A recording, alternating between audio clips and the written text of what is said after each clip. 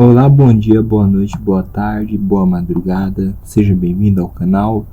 Para você que gosta de refletir, para você que gosta de um bom papo, vamos mergulhar dentro da nossa mente. Esqueça o tempo lá fora, pegue um café, acenda seu cigarro, se aconchegue aqui. Hoje eu quero falar sobre a teoria da realidade simulada e a verdadeira Matrix. Se você não entende e não compreende, não tente compreender. Esse é o tipo de conceito que vem naturalmente. Para um segundo e olhe à sua volta.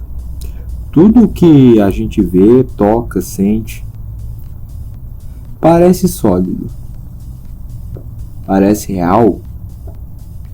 Mas se isso tudo fosse uma interface como a interface do Windows, a interface do celular, para facilitar o acesso do usuário. E hoje a gente vai falar de uma ideia que parece ficção científica, mas que é levado muito a sério por filósofos, físicos, pesquisadores de inteligência artificial e teoria da realidade simulada. E não, isso não é papo de conspiração, é lógica fria e matemática. Uma pergunta simples: se uma civilização avança o suficiente em tecnologia, seja nela o que for, ela consegue simular mundos inteiros, com leis de física, tempo, espaço, eventualidades e talvez hoje a gente está vendo a inteligência artificial, a consciência. Logo, veremos nos jogos a inteligência sendo aplicada, a inteligência artificial tem mods que aplicam isso em jogos como Skyrim, Fallout 4, e é assustador, porque realmente você tem empatia e pena dos personagens.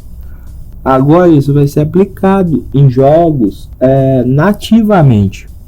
E isso nos traz uma grande pergunta. Pensa comigo, se isso é possível milhares ou milhões de vezes. Então, estatisticamente, é mais provável que a gente esteja vivendo dentro de uma simulação do que chamada realidade base, que é, digamos assim, a verdadeira realidade.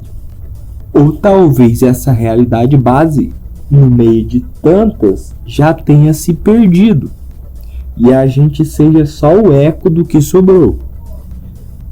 E esse argumento foi formalizado de uma forma específica pelo filósofo Nick Bostrom. E ele não diz que estamos numa simulação, ele diz que uma dessas três coisas precisa ser verdade. Primeiro, toda civilização avançada se destrói antes de chegar nesse nível. Segundo, as civilizações chegam lá, mas decidem nunca simular consciências. Ou terceiro, as simulações existem e a maioria das consciências que já existiram nasceu dentro delas. Se a terceira opção for verdadeira, as chances de você estar e eu também estar numa realidade original são muito baixas. Agora calma, respira, porque a parte mais importante não é essa. A pergunta não é: estamos numa simulação? A pergunta é: o que muda se estivermos? Porque a verdadeira Matrix não é um computador gigante, não é códigos controlando humanos. Isso é uma metáfora de cinema que virou um clássico. Mas a verdadeira Matrix é o sistema. E aí você me pergunta: qual o sistema? O sistema que molda a percepção sem você perceber. O conjunto de regras invisíveis que definem O que você valoriza, o que você teme e onde você coloca sua atenção?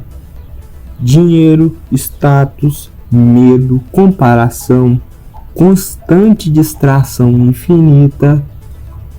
E isso mantém a mente ocupada demais para questionar a realidade. Quando você olha o cenário, parece até que isso está jogando na nossa cara cada vez mais. E a gente tá como porcos quando joga lavagem. A gente tá comendo isso sem pensar. Mas o que acontece? É aqui que entra algo curioso. Essa ideia não é nova. Platão, na Grécia Antiga, já falava da alegoria da caverna. Pessoas acorrentadas olhando sombras na parede, achando que aquilo era o mundo real. Na Índia Antiga, isso era chamado de Maya, ilusão que encobre a verdadeira realidade. No budismo, o apego à forma. No cristianismo primitivo, o mundo como um véu. E isso não é coincidência. Nenhuma religião conversou com a outra, mas parece que é algo que a mente humana já nasce com esse tipo de instalação, como um programa original. A diferença é que hoje a ilusão ganhou tecnologia, algoritmos que conhecem seus desejos melhor do que você, sistemas feitos para capturar a atenção, não liberar a consciência. E aqui vem o ponto mais importante de tudo: uma simulação não precisa ser perfeita. Ela só precisa ser convincente o suficiente para você nunca questionar. Repito, não é como o filme, mas o sistema em que a gente está inserido, político, religioso. Tudo que a gente foi ensinado, nos passaram. O nome que a gente tem não foi nos dado, a gente não escolheu estar aqui. A gente não escolhe os problemas que a gente passa.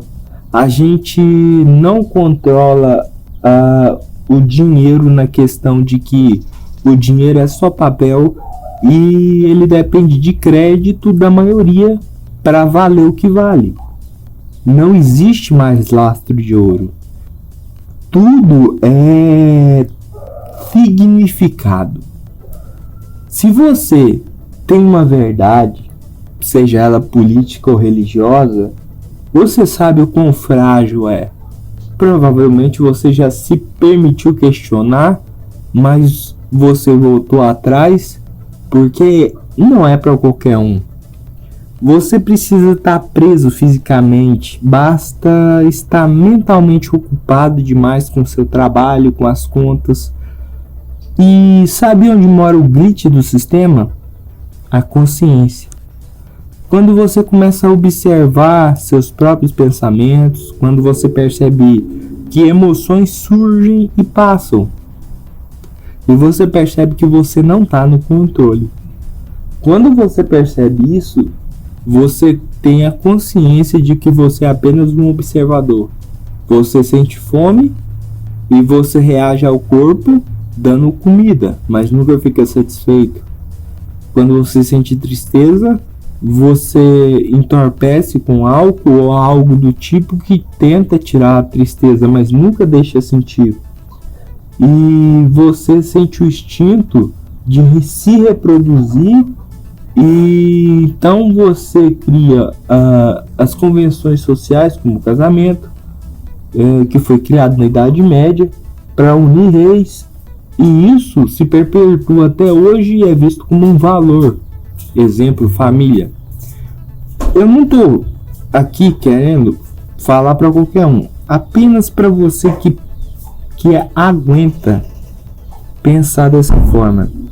Isso não significa que quando você entende que boa parte do que você sente foi induzido, algo quebra. Você para de reagir no automático. Mas isso não é nem um pouco confortável. É como se tudo que você lutou, imaginou, foi ensinado, se rompe.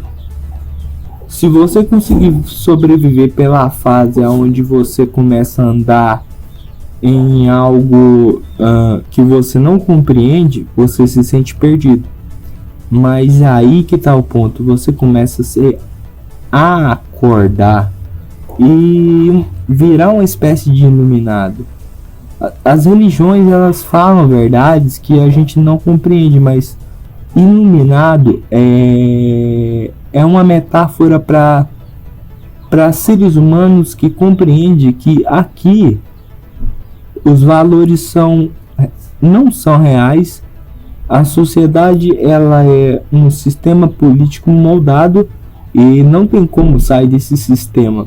Você pode morar no mato, pode tentar fugir do mundo, mas sempre o sistema, você vai precisar do sistema, seja para sobreviver, seja para comer, seja para qualquer coisa.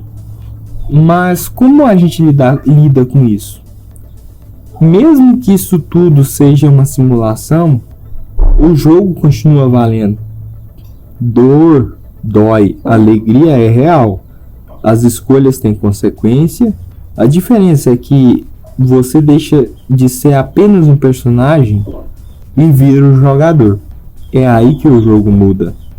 Você para de se sentir ofendido porque você não vê mais ofensa, porque quando você se ofende é porque você é inseguro. E quando essas coisas somem, você já não vê mais o porquê reagir. E você começa a refletir. E quanto mais você reflete, melhor fica. Por quê? Você começa a entender as nossas vulnerabilidades. E aí, cara, você passa a comandar a sua vida de uma certa forma em que você não se sente obrigado e nem culpado de nada. No sentido de que todo mundo, cara, tá vivendo no automático e aí ninguém quer acordar. Esse é a diferença. Talvez o objetivo nunca tenha sido escapar da Matrix. Talvez o objetivo seja realmente jogar, mas conscientemente. E no final das contas, a pergunta mais honesta não é só se isso é real ou não. Você está vivendo no modo automático? Ou começou a enxergar o código? Então, se quiser, eu faço uma pausa por 1 minuto. Observe o que você está sentindo. Se você sentir medo, se você sentir que precisa ou percebeu algo que não faz sentido em tudo que você acreditou, eu não te dou a resposta, mas eu te dou o caminho para você começar o seu primeiro passo. Questione aquilo que você tem mais medo de questionar.